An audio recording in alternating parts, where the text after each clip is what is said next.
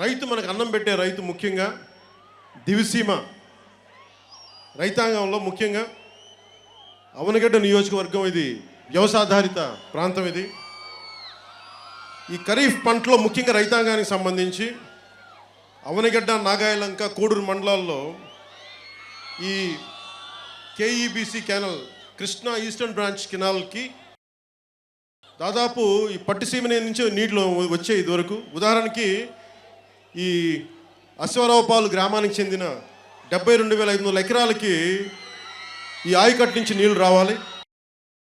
దాదాపు 900 క్యూసెక్కులు నీరు అవసరమైతే ఈ వైసీపీ ప్రభుత్వం ఇస్తుంది 350 నుంచి 400 వరకు. అది కూడా దఫాల వారీగా విడుదల చేయటం.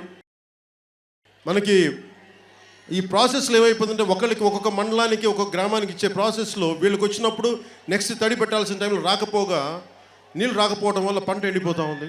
దీని గురించి ఒక్క మంత్రి కూడా దీని గురించి మాట్లాడలే. నేనే కనుక అసెంబ్లీలో కనుక ఉండుంటే రైతాంగం కోసం నివర్ తుఫాన్ అప్పుడు ఎలా వచ్చామో అంత బలంగా ప్రశ్నించామని రైతాంగాని కోసం. ఈసారి అవనగడ్డ రైతాంగాన్ని, ఆంధ్రప్రదేశ్ రైతాంగాన్ని మిమ్మల్ని ఒకటే కోరుకుంటా ఉన్నాం.